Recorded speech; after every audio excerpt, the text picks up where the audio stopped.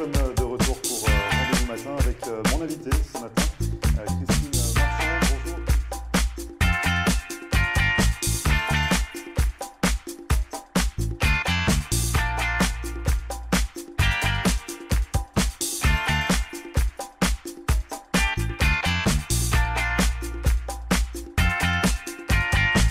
Bonjour à tous, bienvenue, merci de regarder Rendez-vous Matin. Nous sommes le mercredi 18 octobre et cette semaine pour notre rubrique consacrée à l'immigration aux États-Unis avec Maître Marcel Poirier, nous allons nous intéresser aux différences entre le visa O1 et la catégorie EB1. Il y a souvent confusion. Alors pour répondre à toutes vos questions, comme chaque semaine, Maître Marcel Poirier me rejoindra dans un instant sur le plateau. Et puis, en seconde partie, nous prendrons la direction de Miami Beach pour découvrir l'enseigne Les Moulins Lafayette qui a pris naissance il y a plus de 20 ans au Canada et qui tente l'aventure américaine, une aventure familiale.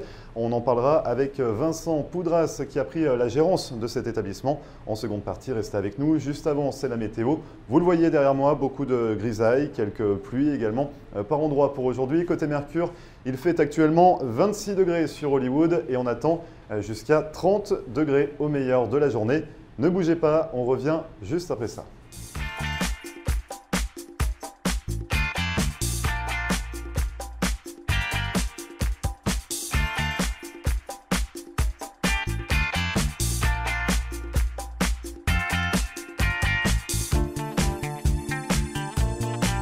Voilà une brillante idée. Si votre lampe est cassée, si votre lustre de collection a besoin d'un recablage ou pour toute autre réparation de luminaire, ayez le réflexe The Light Switch. Avec plus de 30 ans de savoir-faire dans le domaine de l'éclairage, Philippe Bartolomucci saura donner une seconde vie à tous vos luminaires.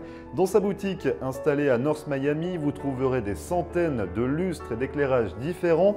Et si vous souhaitez une création unique pour votre intérieur, Philippe Bartolomucci, qui dispose également d'un véritable talent artistique, saura combler toutes vos envies. Cet architecte de la lumière sera à votre écoute afin de créer un lustre et des abat-jours sur mesure directement dans son atelier.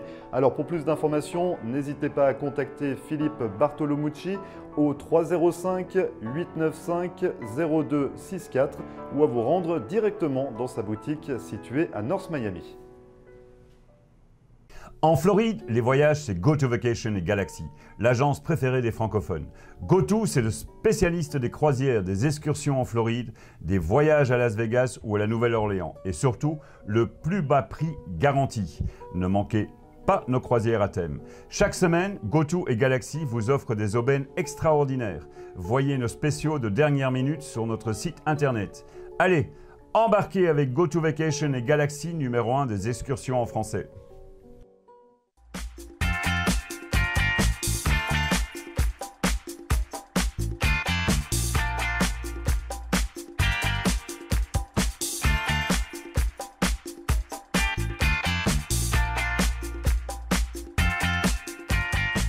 Merci à vous de regarder Rendez-vous Matin. Tout de suite, on s'intéresse à notre rubrique sur l'immigration aux États-Unis et on va parler aujourd'hui des différences entre le visa O1 et la qualification EB1. Attention, il y a souvent confusion. Pour répondre à toutes vos questions, comme chaque semaine, Maître Marcel Poirier. Bonjour Maître. Bonjour Grégory. Alors c'est vrai qu'on fait souvent la confusion entre ce visa O1 et cette qualification EB1.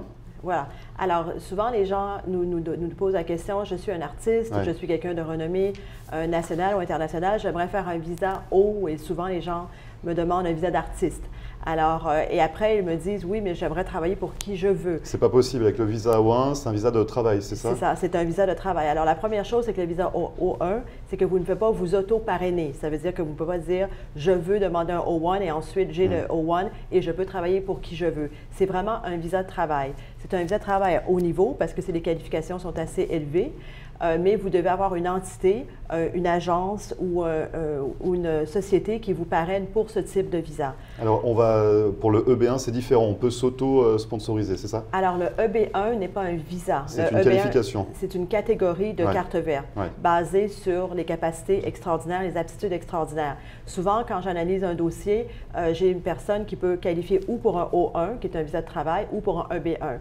S'ils ont assez de qualifications à un certain niveau, je leur conseille souvent de faire directement le EB1, EB1 pour éviter le coût de faire un visa O1 de travail et après qu'ils ont un visa O1, de demander la qualification EB1. Alors, j'ai le cas qui vient d'être approuvé pour un de mes clients à Paris. Il est encore en France. Il n'est jamais venu aux États-Unis avec un visa de travail, ni un visa investisseur, n'importe quel visa de travail. Il n'est jamais venu pour travailler aux États-Unis. Alors, selon ses qualifications, nous avons déterminé qu'il avait assez pour demander une carte verte. Alors, toute la procédure de carte verte a été faite pendant qu'il était toujours en France. Et là, il arrive avec la carte verte. Je l'ai fait également pour des coiffeurs. Alors, donc, il était à l'extérieur du territoire américain et il a pu avoir ses papiers. C'est-à-dire que la carte verte lui a été attribuée même s'il n'est jamais venu aux États-Unis. C'est ça. Il a été chercher la carte verte dans ce cas-là à l'ambassade américaine à Paris et il arrive avec la carte verte directement. Ça, ce n'est pas possible dans le visa O1. Le visa O1, c'est une demande de visa de travail qui est faite d'abord dans un premier temps de l'intérieur des États-Unis avec une pétition, avec le droit de payer un premium pour avoir une réponse en 15 jours ouvrables. L'immigration américaine détermine si oui ou non les personnes ont les qualifications pour accorder ce visa. Ensuite, il y a une deuxième partie. Le visa doit être émis à l'ambassade si ce n'est pas des Canadiens, parce que les Canadiens n'ont pas l'émission du visa. Quand il est approuvé, ils rentrent directement aux douanes avec leur notice d'approbation. Mais pour tous les autres pays, ils sont obligés d'aller à l'ambassade ou au consulat de leur pays, et c'est le consulat ou l'ambassade qui a le dernier mot. Ça veut dire que même si un dossier est approuvé à l'immigration américaine, le consulat peut encore être refusé. Au niveau des qualifications, on va parler des qualifications afin de demander le EB1, mais pour le visa O1, quelle compagnie peut sponsoriser? Alors, il faut que ce soit une compagnie dans le domaine d'expertise de la performance de la personne qui est performante aux États-Unis. Alors, il faut vraiment qu'il y ait un lien entre les deux. Ça, c'est un des premiers éléments. Ensuite, il faut que la société ait la capacité également de payer le salaire de quelqu'un à ce niveau. Ça peut être une société qui commence, mais là, c'est beaucoup plus difficile. Il faut des fois utiliser des plans d'affaires pour montrer qu'ils ont la capacité de payer. Mais il faut vraiment que ce soit une société solide qui peut justifier d'avoir besoin de quelqu'un de haut niveau. Et pourquoi ils ont besoin de quelqu'un de haut niveau? Qu'est-ce que la personne va faire durant cette période de travail? Le premier visa est accordé pour 3 ans, mais après, les renouvellements sont pour 1 an. Et il faut justifier qu'est-ce qu'ils vont faire de plus durant la période de 1 an de renouvellement. Alors, ce type de visa ne donne pas le droit de travail aux dépendants. Oui, c'est ce que j'allais vous dire. Pour les dépendants, ça se passe comment? Pour la catégorie EB1 et pour le visa O1, les dépendants ne peuvent pas travailler? Alors, le EB1 est une carte verte. Alors, quand la personne est mariée ou qu'il y a des enfants de moins de 21 ans, les dépendants, la carte verte en même temps que la personne principale. Le visa O1, les dépendants ne peuvent pas, les époux, épouses ne peuvent pas travailler. Ils n'ont pas droit au permis de travail. Ils ont le droit de résider aux États-Unis, d'étudier. Les enfants peuvent étudier aux États-Unis, mais ils n'ont pas le droit de travail ni au numéro de sécurité sociale. Alors ça, c'est un des problèmes majeurs avec le visa O, c'est que les dépendants, les époux, épouses ne peuvent pas travailler. Alors, le dossier, il est constitué selon les aptitudes de la personne qui demande le visa. Alors, normalement, il faut prouver 3 catégories sur 6. Et le niveau n'est pas le même. Alors, le EB1, le niveau est beaucoup plus élevé. Les demandes sont plus élevées parce qu'il faut prouver également 3 catégories, mais sur 10 éléments, tandis que le visa O, il demande d'être au-dessus de la moyenne. Alors maintenant, il faut définir… C'est-à-dire comment on se place au-dessus de la moyenne? Alors, il faut regarder qu'est-ce qui est average, comment je dirais, les moyennes. Les moyennes dans le pays, par exemple, par rapport au salaire, par rapport à leur renommée, s'ils ont eu des articles de presse, s'ils ont eu des capacités importantes pour des sociétés qui sont renommées dans leur pays. Alors, c'est un tout. Il faut regarder tous ces éléments et il faut arriver à prouver que la personne n'est pas dans la moyenne, mais bien au-dessus.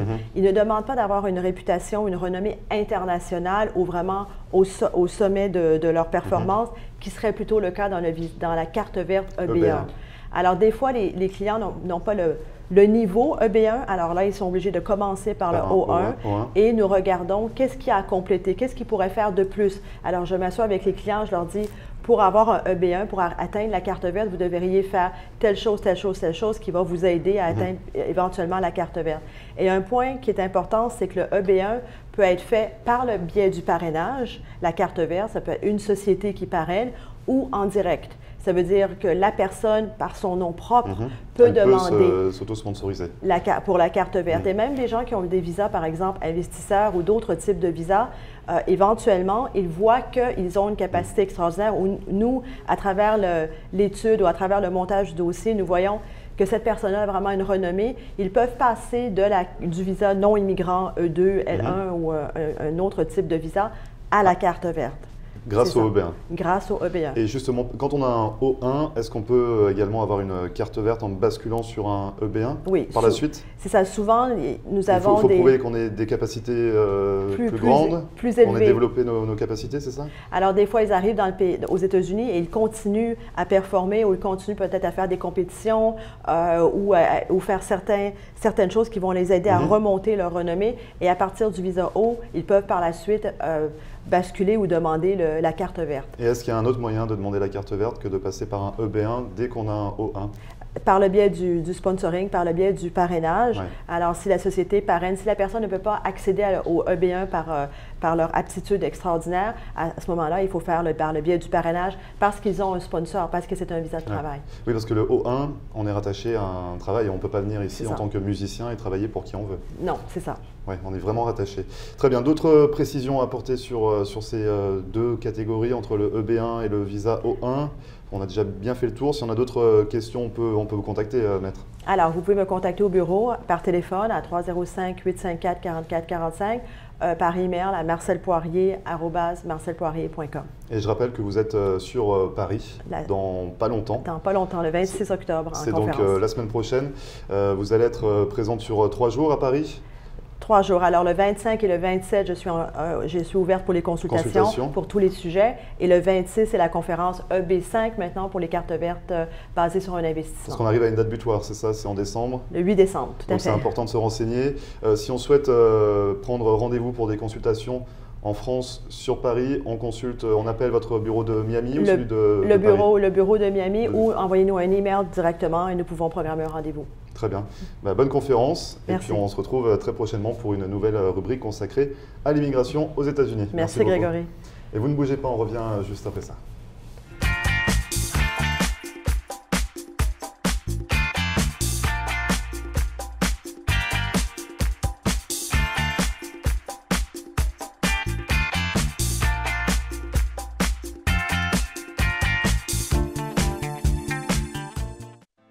Marcel Poirier, avocate en droit de l'immigration américaine et membre du barreau de la Floride. Ma vocation est de conseiller mes clients et de protéger vos intérêts afin que vous soyez en mesure de réaliser votre rêve américain qui est toujours bien vrai et réel aujourd'hui. Surtout, n'oubliez jamais qu'un mauvais conseil légal peut vous coûter votre futur et celui de votre famille. N'hésitez pas à nous contacter par téléphone ou sur mon site internet à marcelpoirier.com et nous serons très heureux, mon staff et moi-même, de répondre à vos questions et de vous recevoir au cabinet, j'espère très bientôt.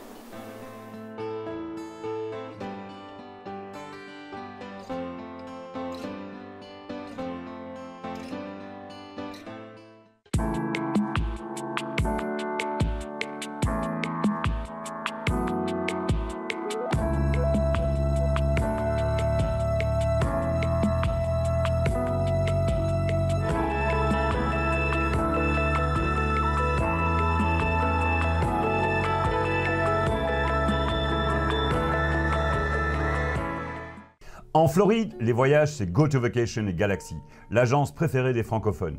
GoTo, c'est le spécialiste des croisières, des excursions en Floride, des voyages à Las Vegas ou à la Nouvelle-Orléans. Et surtout, le plus bas prix garanti.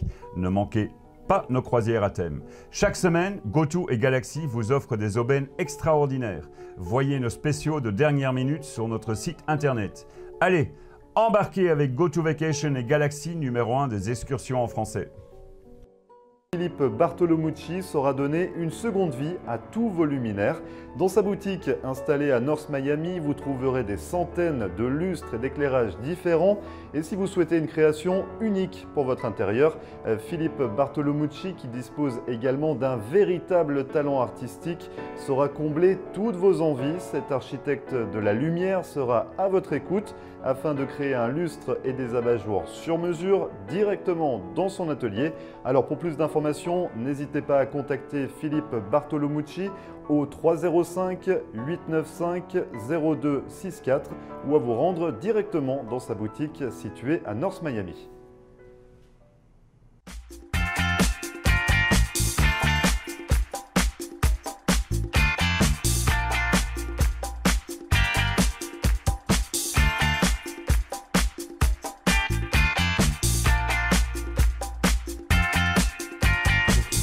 Merci à vous de regarder Rendez-vous Matin pour cette seconde partie. Comme promis, on va s'intéresser à cette aventure familiale qui a pris naissance au Canada, la chaîne Les Moulins Lafayette, une chaîne de boulangerie-pâtisserie installée donc depuis 1994 au Canada, qui tente l'aventure américaine avec l'ouverture d'une nouvelle boutique sur Miami Beach. Pour en parler, Vincent Poudra, le gérant de cette enseigne. Bonjour Vincent. Bonjour Grégory, merci. Alors je parlais d'une aventure familiale parce que c'est votre oncle qui a donné naissance à cette grande chaîne de boulangerie-pâtisserie au Canada.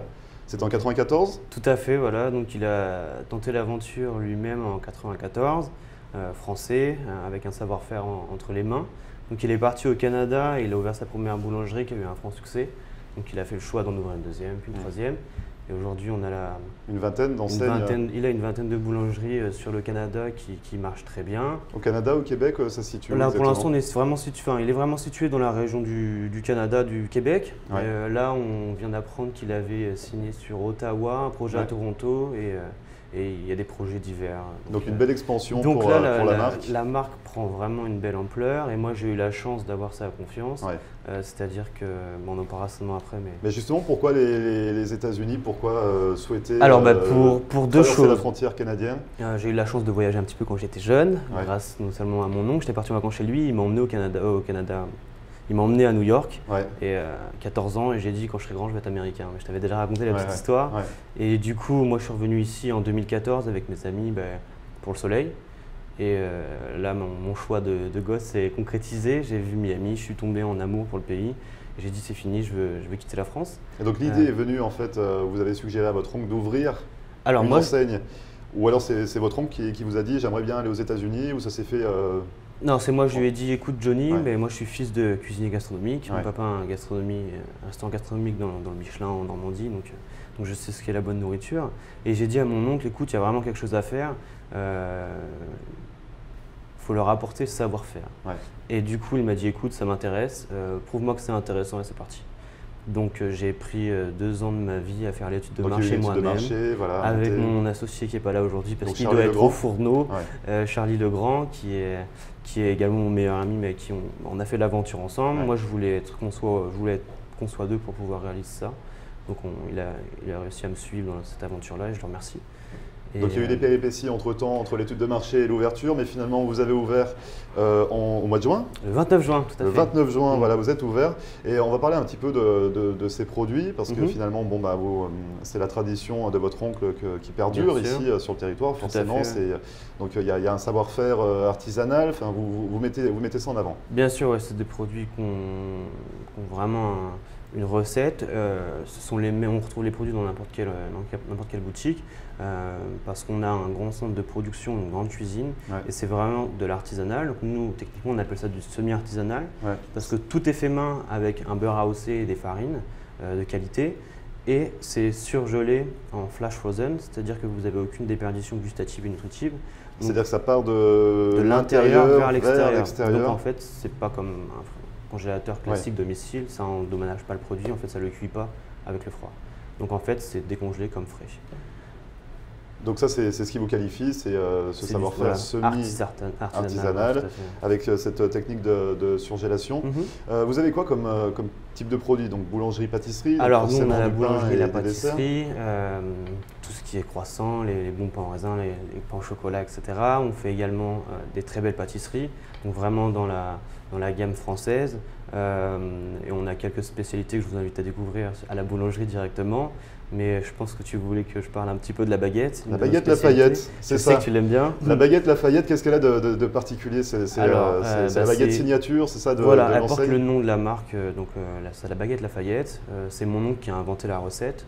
Donc elle a une fermentation particulière, c'est-à-dire qu'on la laisse fermenter 48 heures. Il y a différents arômes dedans qu'on peut retrouver. Donc il y a du sel de mer, un levain naturel, donc ce qui fait qu'elle a un petit goût atypique et pour les vrais connaisseurs, les testeurs, on trouve qu'il y a un petit goût, un arrière-parfum de noisette, donc qui fait d'elle. Et 48 heures de fermentation pour une baguette, c'est quand même assez long. C'est hors du commun. Et c'est ce qui fait qu'on a une croûte assez croustillante et une mie assez dense. Et du coup, ça change un petit peu de ce qu'on connaît. C'est aussi une technique un petit peu difficile à mettre en place? Tout à fait, ouais. C'est un petit peu plus poussé. Ouais. Et donc le rendement est c'est un petit peu plus long, mais bon, avec un savoir-faire, on arrive à gérer tout ça. Donc la baguette Lafayette, des pâtisseries également, vous avez donc, bien sûr, il y a des choses qui sont faites sur place ici à Miami ou tout vient du Canada, ça se passe comment? Il y a des choses qui sont faites sur place, mais vraiment pour les produits phares, comme les pâtisseries où moi je veux vraiment pas jouer avec la qualité, tout est fait sur le Canada et arrivé ici. Donc avec cette technique de surgélation qui exactement, conserve le goût, produits, les saveurs. Exactement, tout ce qui est viennoiserie également. Après, nous sur place, bien sûr, on fait les sandwichs et différentes petites choses, mais les produits phares, tout arrive directement pour pouvoir justement avoir cette qualité au quotidien. Donc c'est un savoir-faire français qui a pris naissance au Canada, mais c'est un savoir-faire français. Et qu'est-ce qui vous démarque des autres enseignes françaises installées ici dans le sud de la Floride? En fait, comment vous arrivez un petit peu à vous démarquer des autres boulangeries, pâtisseries avec ce savoir-faire français? On vient justement apporter une approche différente avec un produit différent et c'est là où je pense que tout fait. On s'attelle et on fait tout le nécessaire pour avoir un service un peu plus qualitatif que ce qu'on peut trouver ici, même si c'est très bien partout ailleurs. Mais la grosse différence se joue dans les produits. Dans les produits, il y a l'accompagnement également, ce que vous disiez, du client, du début jusqu'à la fin. On essaie d'apporter un service un petit peu plus européen, on va dire un petit peu plus qualitatif. Que ce qu'on peut connaître dans les chaînes américaines, style Starbucks, etc. C'est-à-dire qu'en fait, on est un petit peu accompagné quand on rentre dans votre enseigne? Tout à fait, on vous accueille, on essaie de vous conseiller si possible en fonction de vos goûts et il y a un accompagnement de l'entrée jusqu'à la caisse. Et du coup, est-ce que vous faites également des services de catering ou alors est-ce qu'on peut, je sais pas, vous contacter pour faire appel à vous, ou alors il n'y a que la boutique physique? Non, bien sûr. Là, j'ai voulu qu'on se concentre vraiment sur l'ouverture de façon à répondre au cahier des charges, avoir des produits de qualité, une bonne équipe. Et donc là, on commence seulement le catering et les événements. Donc là, on a fourni notre premier petit déj à une entreprise hier matin. On a fait notre premier événement lundi pour la Chambre de commerce du Québec. Donc là, on est opérationnel, on saura répondre à toutes les demandes. Et on pourra découvrir également, vous êtes sur Lincoln Road. Tout à fait, voilà. Donc on est situé au 211 Lincoln Road, donc pour situer près de la mer, à côté entre Collins et Washington. Et on pourra découvrir également vos produits le 28 octobre sur la soirée organisée par Floride TV sur le Skydeck de Miami Beach. Vous serez présent pour présenter un petit peu de pâtisserie, on va venir avec quelques petites surprises. Des surprises également. Voilà. Très bien. Trop. Donc finalement, cette aventure américaine, cette aventure familiale, ça se passe comment actuellement pour vous? Est-ce que c'est au niveau où vous l'aviez souhaité? Ça a mieux démarré que ce que j'aurais pu imaginer. Juillet-août a été vraiment très intéressant, ça a été fantastique, ça nous a ravis après tous les efforts qu'on a pu donner, dans les difficultés qu'on a pu rencontrer au préalable. Donc on est vraiment satisfait. Là, Irma nous a un petit peu chatouillé. Ça a un petit peu calmé tout le monde, malheureusement. Ça a un petit peu ralenti septembre, mais là, octobre repart de plus belle. Et on voit la saison qui arrive, Halloween qui se rapproche, donc je pense qu'on est ravis. Est-ce qu'il y a la pression un peu du tonton derrière? Est-ce que votre oncle, il est un petit peu derrière vous il surveille de près un petit peu parce que c'est quand même sa marque, c'est quand même son nom qui est représenté ici? Bien sûr, il a été très présent derrière moi, on va dire, au tout début. Là maintenant, je pense qu'il a compris que je gérais, mais la pression est plus dans le fait de le décevoir. Il n'est pas derrière moi, je pense qu'il a confiance. Je lui ai prouvé pendant l'étude de marché qu'il pouvait l'avoir, la confiance. Maintenant, moi, c'est plus moi vis-à-vis de mon oncle, lui montrer que je ne fais pas n'importe quoi avec sa marque, mais ça risque pas d'arriver. Et aussi un clin d'œil pour le papa qui m'a fait grandir en cuisine, donc sans lui, je ne serais certainement pas là non plus. Et justement, dans cette belle dynamique, est-ce qu'il y a d'autres ouvertures prévues aux États-Unis? Alors on l'espère, mais là nous ce qu'on souhaite vraiment c'est respecter encore une fois nos produits et notre lieu principal, la boulangerie. Et ensuite si l'opportunité se le fait, oui, avec grand plaisir. Grand plaisir. Donc à prévoir un développement certainement. Un développement de la marque aux États-Unis.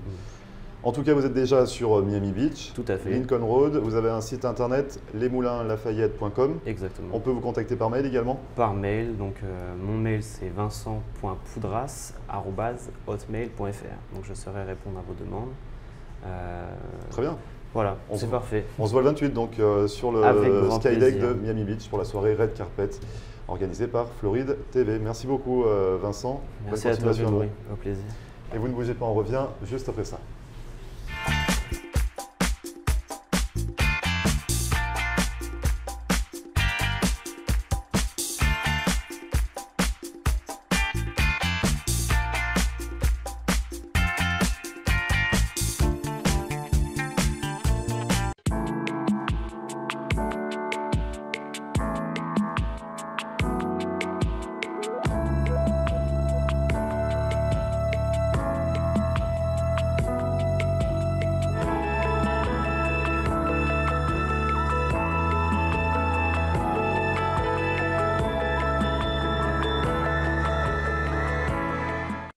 Marcelle Poirier, avocate en droit de l'immigration américaine et membre du barreau de la Floride.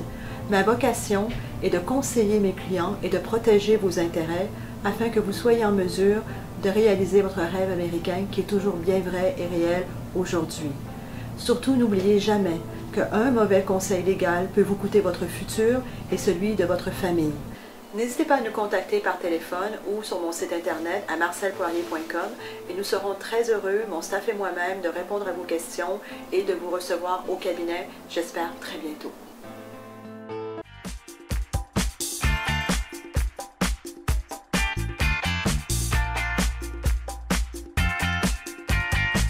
Merci à vous d'avoir suivi Rendez-vous Matin, c'est fini pour aujourd'hui. Vous le savez, cette émission est à retrouver en podcast sur notre page Facebook floride.tv. N'hésitez pas non plus à nous contacter par mail floride.tv@gmail.com. D'ici là, on se retrouve demain pour une nouvelle émission dès 9 h. Très bonne journée et à demain.